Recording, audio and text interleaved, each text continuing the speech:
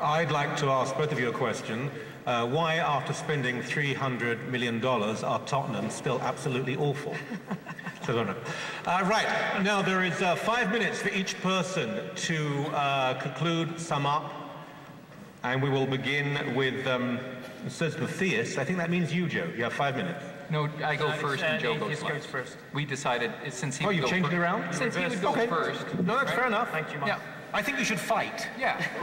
You know, I was actually going to suggest that, and I don't know if Joe's up for that, but I would rather not have closing remarks. I'd rather Joe and I just go at it. Wouldn't you like that?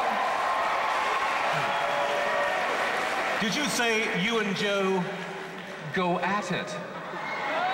Don't get homophobic on me, Michael. You know, much as I'd love to see that, if you got the money... Having seen Joe play soccer, I'm afraid the end will be God does exist. So 5-minute closing remarks, and you're to start? Yes, sure.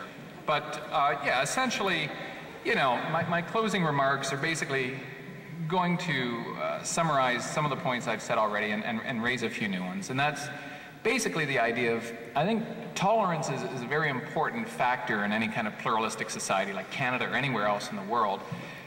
The biggest beefs I have, of course, with any kind of religion, theistic or otherwise, is that there are an awful lot of inconsistencies. And Joe is, by definition, an apologist, which means somebody who has to say, yeah, okay, yeah, I understand there's some inconsistencies, but if you just look at things this way, it all kind of works out. But the problem with that, of course, is that there are just so many inconsistencies. And I wish there weren't. I wish I could have remained a Christian. I wish I could have, you know, somehow held on to my faith. But I just found by the time I was in high school, I was just finding just way too many problems with my Christian beliefs and whatnot. And some of the biggest problems, of course, are the level of tolerance there is versus the amount of harm that could be generated. And, you know, when Joe says he's a young earth creationist, I have to say, you're just wrong. You're just not right. You know, there's no way the universe is 6,000 or 12,000 or 20,000 years old. And in order for me to demonstrate this to you, you have to be accepting of scientific evidence. You have to accept the validity of potassium-argon dating and potassium-lead dating and even, you know, carbon-14 dating if we just want to go to 50,000 years. But even that alone would prove that you were wrong. I don't know why you have the evidence in front of you and choose to be a young earth creationist. I just don't get it. You're a bright guy, Joe. I love you. You're a wonderful guy, you know, but that part really I have trouble reconciling in my particular view. You ought not to believe that. It is epistemically irresponsible for you to believe that because a singular book says it's so. Right?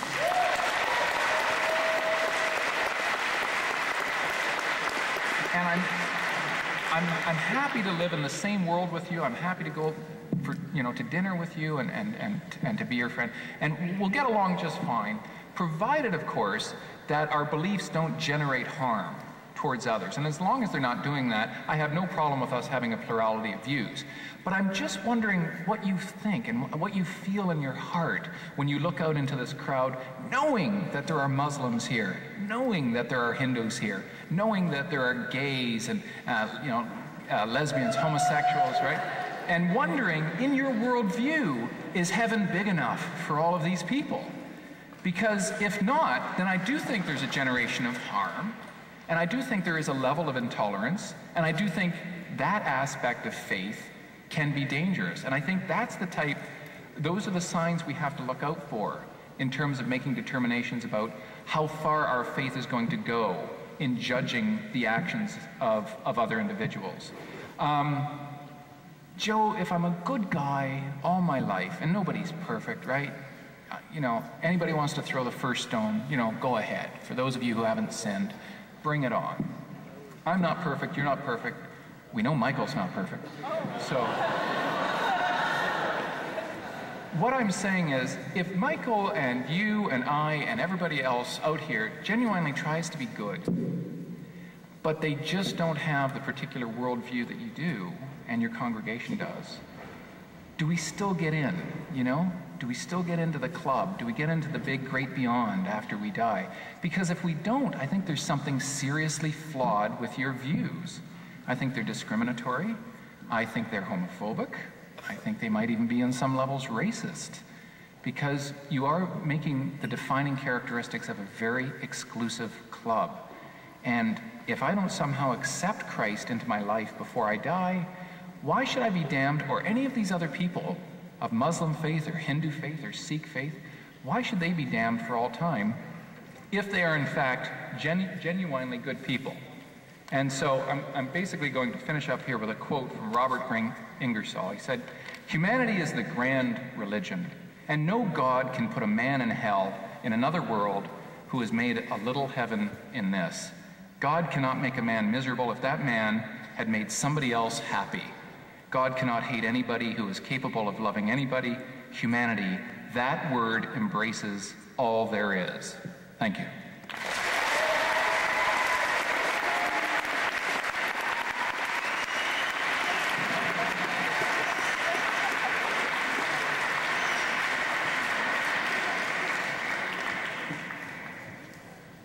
Professor Boot.